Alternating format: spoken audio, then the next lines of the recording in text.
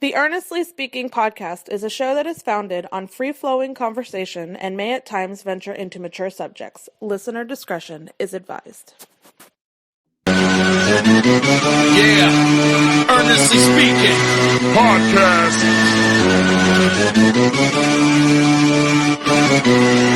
Let's get it. I'm a giant in New York, in Miami carry heat. So much more in store, my product can flood the street. Opinion Nation Godfather, CEO. Pop in the late 90s, gon' see me blow. Oh, got my hustle on, no imitation of that. Army of untouchables, Opinion Nation staff. Never an off season, homie, check the numbers. Heart throb in my own right, supplying southern comfort. Earnestly speaking, my ego is well fed. Earnestly speaking, you're too evil and no threat. See, I'm like a hurricane, you're a mild breeze. Earnestly speaking, leaving Eli a dynasty. Shake!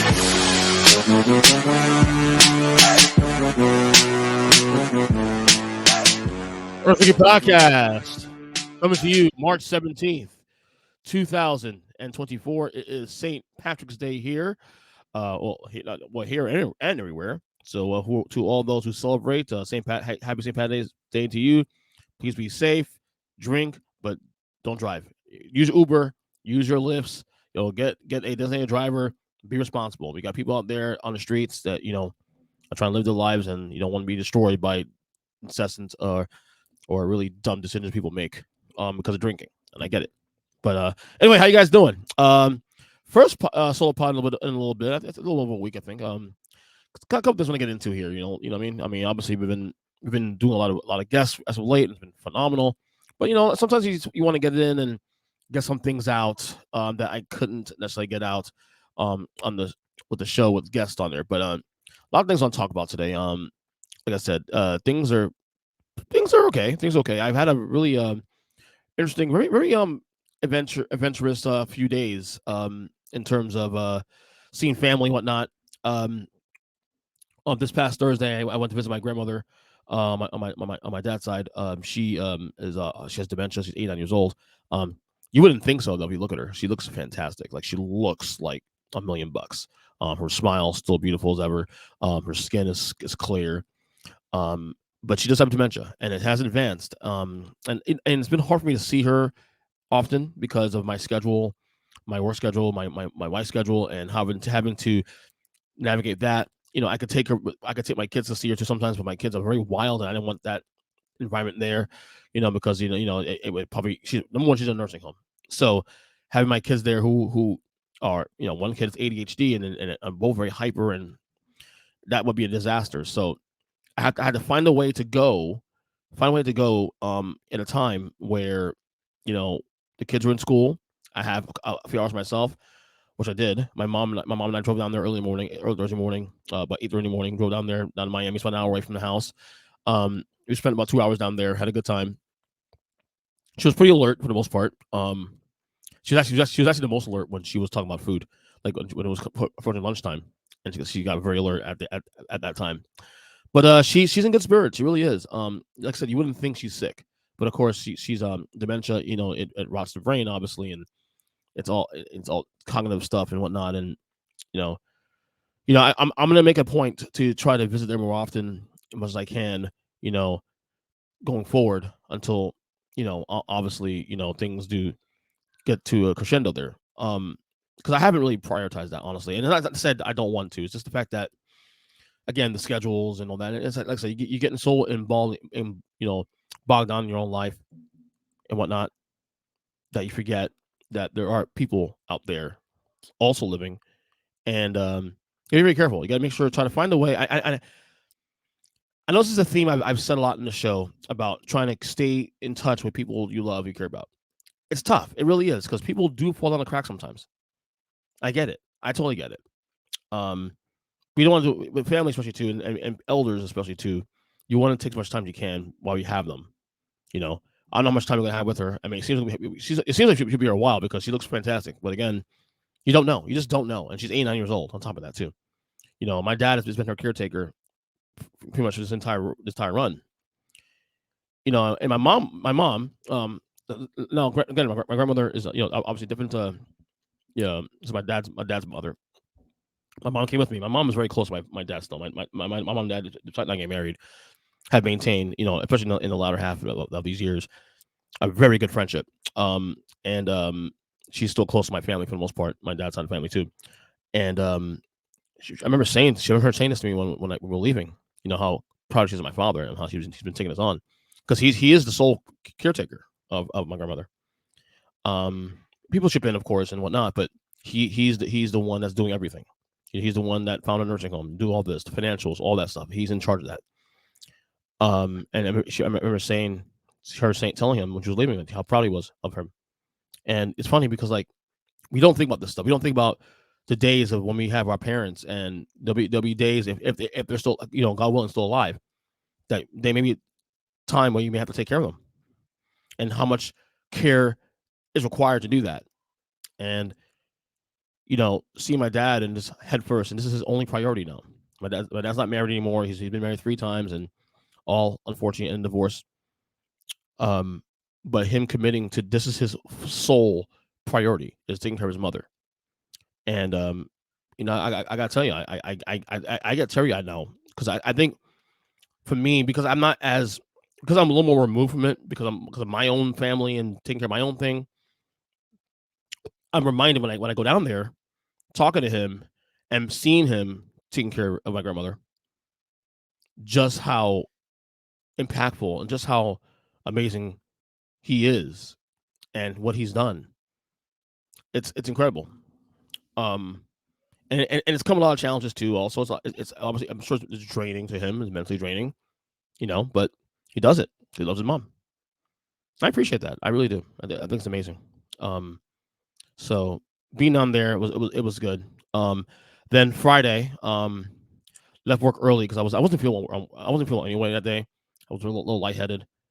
But I did go later that evening to visit my sister in Stewart. That was a lot of fun. It was just us, our families, fellowship, drank some wine, had some lamb. Great meal. My brother-in-law Nick, shout out to him. He made a fantastic rice and veggies and lamb. I don't eat lamb normally because of the texture. Like lamb and goat, I can't eat, but he did a fantastic job with this one. Had a great time. With seeing my nephews and niece. The cousins played together. One of the things, I think, having been, this year it's been tough because I haven't really been able to see them much the last year, and because they travel a lot too, and I have my own thing here, of course, and so I'm trying to get in more family time. Like I said, I know it's hard to stick to things. I know we get bogged down on our own lives, but at the same time we have to find ways to keep the air out. Keep one hand, at least keep one hand out to make sure things are okay. Just check in. But that was fun. Had a great time. We had a great time, great fellowship, discussing stuff. Discussing the main reason we went up there is because I had asked my sister about a week before that to if I could talk to her, because like she's someone she's on the show before, and she's someone that I have a lot of friends and family, obviously, and I love very much. But I can honestly say there are only maybe 4 people in my life, maybe 5, but I can count on one hand, that I can truly trust 100% without fail. And she's one of them. And again, it's saying a lot because considering how many people I know and people I quote unquote trust. But when I'm talking about like 100% without question, my wife's one of them, of course. My mom's one of them. She's one of them as well too. And I wanted her to talk to my nephew, her nephew, but my son Eli, my oldest son, who'll be 11 years old in a few weeks, because we're going to do a lot of challenges with him, especially. Parenting is challenging in itself. Having multiple kids is always challenging, but having his challenge has been different because it's across the board. It's school challenges, it's behavioral challenges, it's all these things. And I asked her because she is one of the very few people in his life that I feel like, and I don't say I feel like, I know this is a fact, that understands him. He's ADHD. him and I are very similar in terms of personalities. In terms of like I look at him at this age and I see myself. But the big difference between him now and me then is that where I was very quiet. No, well, I guess I say quiet is the word, but I didn't express how I felt a lot, mainly because of the environment, and you feel like I had the space to do so for fear of getting spanked and whatever. Eli has the environment. He has the space to express himself, and he does that sometimes to a fault. So, I had asked her to sit. I wanted to talk to her about ideas, and talk to him a little bit to some degree as well, and have ideas about how to manage situations, manage certain situations, manage just kind of plant some seeds there. Hopefully it did that. So because it's been tough. We've had a couple in the last couple weeks alone. We've had a couple of squabbles. One situation where he quote unquote ran away from home. He didn't run from. I mean, he ran away from home because although he was outside the house by our development in the lake area. So, but still, he was not leaving the house without permission. And we grounded him, and we laid some laws. And my wife and I have been really trying to lay down some new rules in the house now, and some new things in ways to hold the kids accountable. We've had to modify our parenting many times over. In 11 years of us being parents, especially with him, we've had to modify things with him because of things going one way. Some things go zig, we go zag, and this and that. So it's been challenging. It's been really challenging. But we've laid out some things here to hopefully it will work. We'll see how that plays out in the obviously in the days, weeks, months, years coming. But it's a never-ending challenge. He's struggling in school on certain subjects. We're working on that now with him as well too. It's a lot of things. It's a lot. But we're gonna there's no excuse. We have to figure out a way to navigate that. There's no excuses to let him fail because it's my child, and I love him very much. But one of the things I think I've started doing with him is that I've started teaching him how to the meaning of money. Give him an allowance, and then his allowances he gets a week. It's all dictated on how he behaves that week, how he does in school that week, and how much he makes that week. We determine that.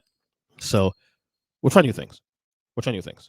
So, all right. One other thing. Well, what else was going on online? Well, lately too. Also, you guys know, I'm a big content guy. I love listening to content, like crazily, YouTube content, all that stuff, sports, politics, name it, every day.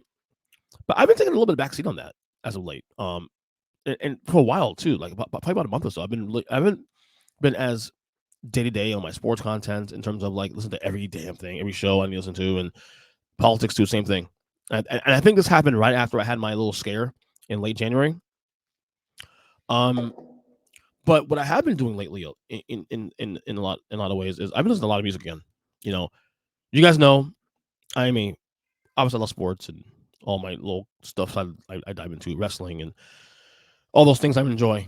But I'm probably more passionate about music than pretty much anything in the world. It's universal. And I've been getting back into music a lot lately. I remember I went to a concert last month with friends of mine.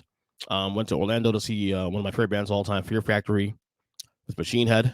I actually wore the shirt. I think I wore the Machine Head shirt I bought from that show. I think on one of the recent shows here. I've been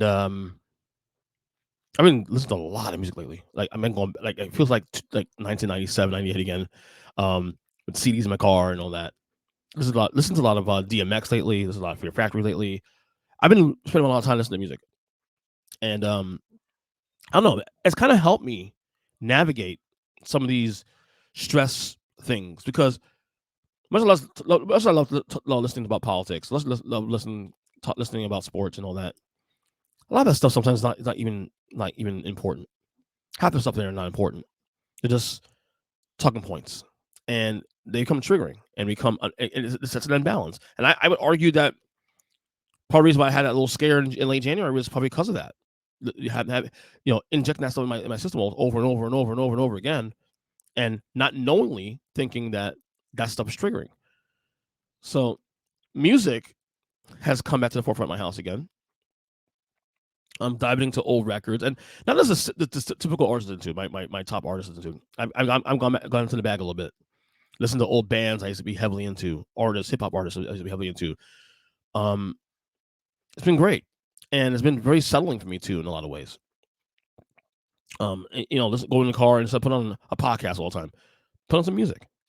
Go to work and get you riled up for music. It's been great. And that's been kind of cool lately to kind of go back in my bag a little bit. So, music, other than that, I'm listening to a lot of audiobooks. I'm trying to, what I'm trying to do really more than anything else. I'm trying to balance things out. I'm really trying to, like get back to reading also too. I'm back to audiobooks again. I have a shit ton of like audiobooks I bought through the years.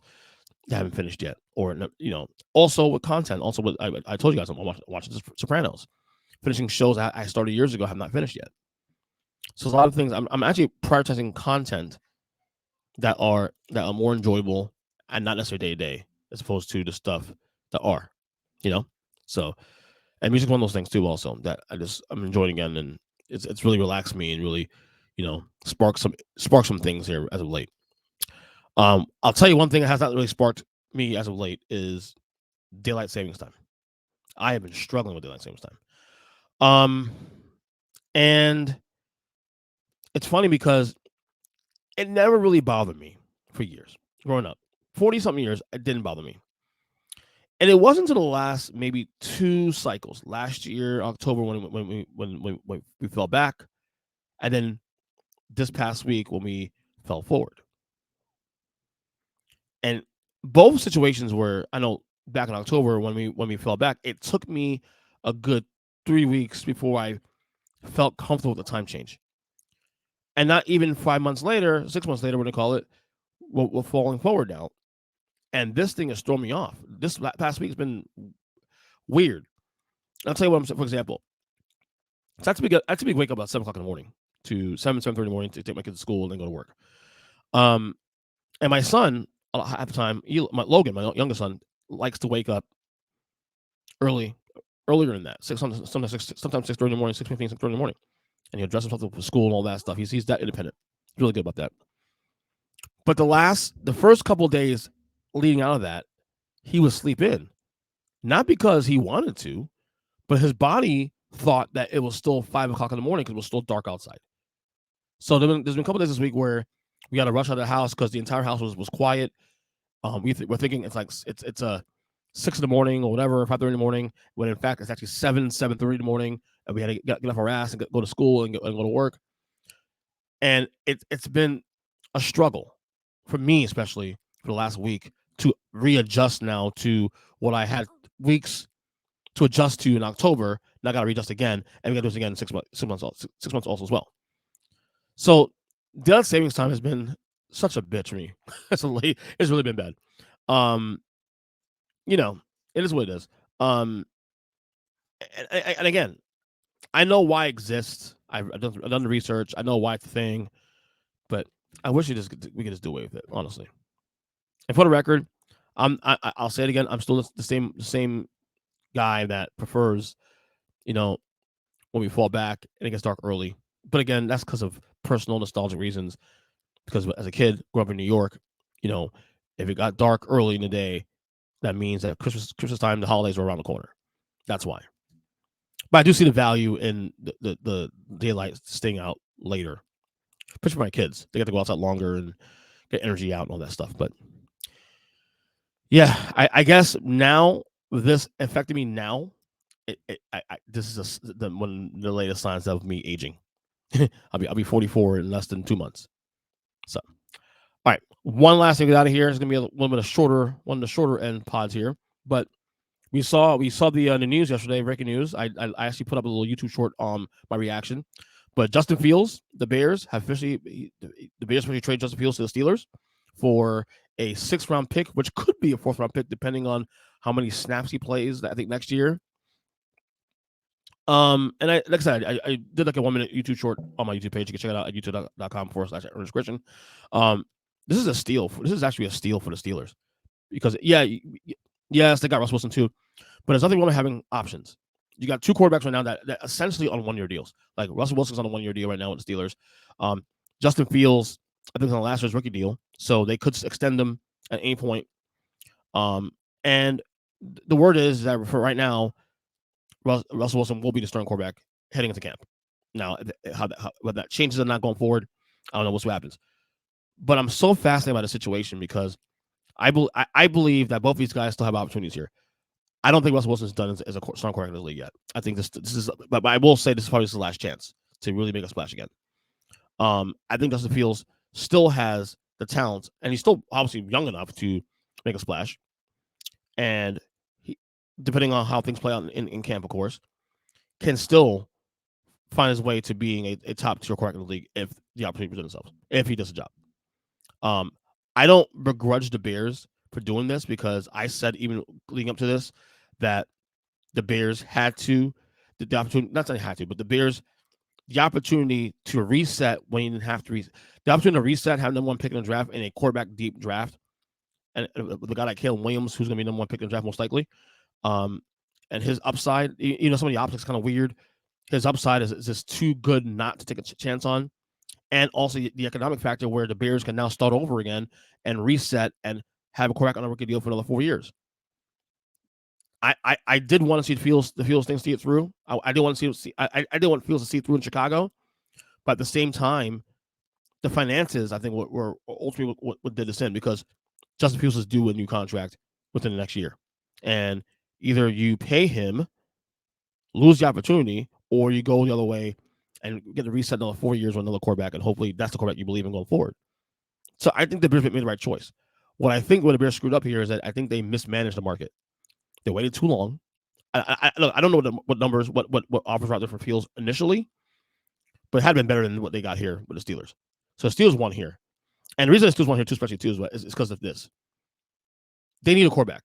They've had a bunch of patchwork quarterbacks through the years, post Big Ben Roethlisberger, and it hasn't really worked. Now the Steelers have still gotten to the playoffs almost every year, but they're mostly a 500-ish team. They'd be 9-8, 9-8, 10-7, all there. Which is a credit to how good a coach Mike Tomlin is. But the thing is, though, the Steelers are not bad enough to draft high, a top tier quarterback as a result. And they don't want to also trade draft capital to climb into that area. So you take two quarterbacks now. One guy who's a Super Bowl winning quarterback, who at one point a couple years ago was considered a top 10 guy in the league, and then a guy also a kid who is still really young, very talented, and put him in a situation now with Mike Tomlin, I believe, still a top tier coach in the league, a team that is a playoff team, and this can go either way. I think this is I see more positives of this transaction than negatives. So I'm all for this move. I'm all for both quarterbacks on the roster. We'll see how it plays out going forward. You have assets going forward, and we'll go from there. And again, it did not cost Steelers much. To be honest, it didn't cost me anything. A 6th rounder, the possibility of a 4th round pick at worst. It's a steal. It's a steal for the Steelers. No pun intended, of course. And that would do today for this podcast, dated March 17, 2024. Keep it short and simple because I have to go take my kids down to the pool and have a good time. I am on I'm on Twitter /X at EJ Christian 7. Earnestly podcast goes all podcast catchers. Of course, guys, especially check my YouTube page at youtube.com/@Earnest Christian. My kids are home for spring break this week, so we'll see how the discussion could be a little lighter on podcasts this week. We'll see how that plays out. It's also today Selection Sunday in March Madness, so we have that coming up as well. So we'll talk to you guys later. God bless y'all, and see ya.